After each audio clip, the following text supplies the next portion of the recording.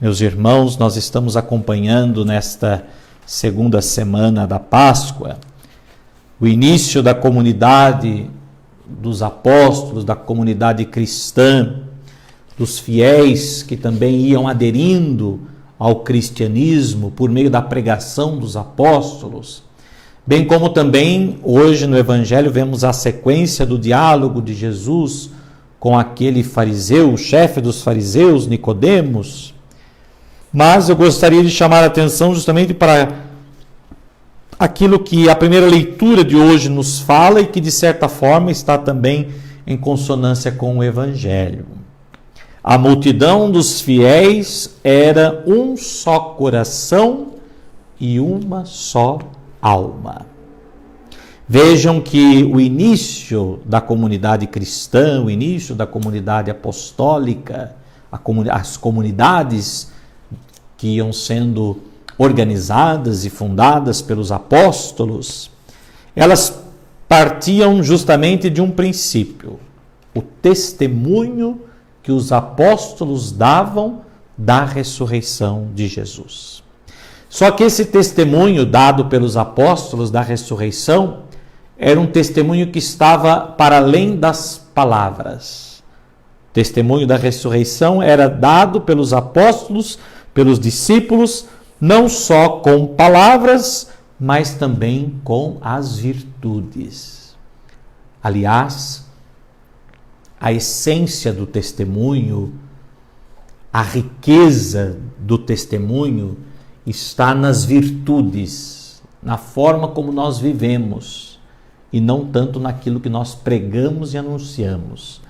Porque falar, todos podem falar. Muitos podem nunca ter feito uma experiência profunda, uma experiência verdadeira de conversão, de comunhão com Jesus, e, no entanto, pode ser um grande teólogo, um grande estudioso da Sagrada Escritura e pode, de fato, falar muito bem sobre Jesus e sobre a doutrina de Jesus. Mas o ensinamento dos apóstolos ia além. A doutrina dos apóstolos tinha como base o testemunho. A doutrina dos apóstolos, ela ganhava, de certa forma, uma autoridade, ela tinha uma influência muito grande sobre as pessoas, de tal forma que muitos iam desejando fazer parte da comunidade cristã, porque eles percebiam as virtudes dos apóstolos, as atitudes dos apóstolos. Resplandecia entre eles a atitude, uma atitude que nascia da caridade, atitude que nascia da caridade de quem procura a concórdia.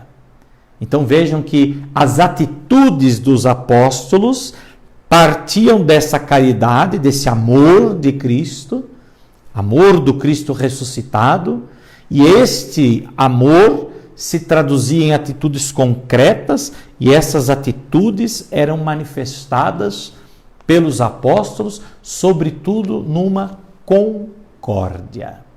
Córdia vem da palavra cordis, coração. Pois bem, concórdia. Os apóstolos, eles de certa forma viviam de acordo com o que sentiam. Sentiam um amor muito grande por Cristo.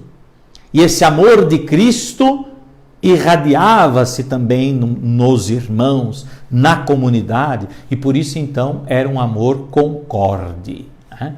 Era uma concórdia entre eles. E a concórdia sempre gera esse testemunho verdadeiro, esse testemunho real e sincero, como Jesus desejou desde o início. Por isso, nós estamos vendo ao longo dessa semana, após então a oitava da Páscoa, estamos refletindo de certa forma sobre a unidade da igreja. A unidade da igreja. E a unidade da igreja, ela foi de certa forma expressada por Cristo, desde o início. A vontade expressa de Cristo é a unidade da sua igreja. Jesus mesmo vai dizer: é preciso que haja e haverá um só pastor, um só reino, um edifício que tem um único alicerce. Então vejam que Jesus fala muito da unidade. Um só corpo, um só pastor, um só reino, um edifício. Né? E por isso Jesus diz que todo reino dividido contra si mesmo, toda cidade edificada sobre si mesma, ela não subsistirá. Por isso a unidade da fé era o sustentáculo da fortaleza e da vitalidade que os apóstolos manifestavam. Vejam, meus irmãos, a unidade era a unidade da fé, porque não era uma unidade qualquer, eles não estavam simplesmente juntos.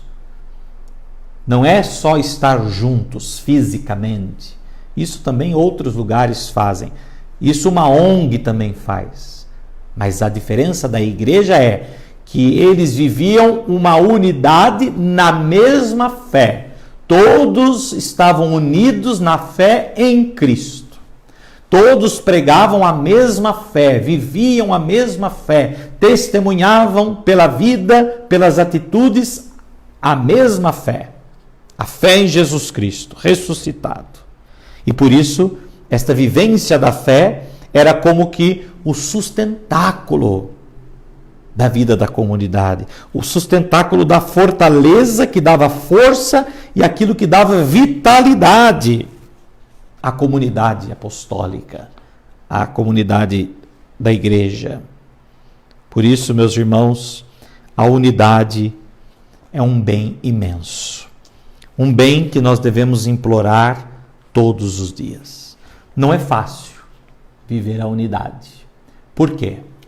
Porque quando nós olhamos mais para nós mesmos, quando nós deixamos prevalecer mais os nossos sentimentos, nossas vontades, quando nós deixamos prevalecer mais as nossas ambições pessoais, enfim, quando deixamos de lado a vontade do Senhor, deixamos de lado a fé em Jesus Cristo, quando deixamos de lado de viver esta realidade da fé que parte da ressurreição, então nós acabamos que nos dividindo. Preciso implorar então todos os dias essa verdadeira unidade que vem de Cristo e que se transborda, que deve transbordar na vida da comunidade. É um grande desafio, mas não podemos desistir, porque a partir do momento que deixarmos de viver esta verdadeira unidade, nós deixaremos de ser a comunidade de Jesus. Sejamos a comunidade de Jesus. Vivamos a verdadeira unidade. Unidade que parte da fé na ressurreição. Unidade que parte da vivência concreta das virtudes que de Cristo ressuscitado nós recebemos. Que o Senhor nos faça como Ele sempre desejou. Sejamos um, para que assim o mundo creia. Assim seja. Amém.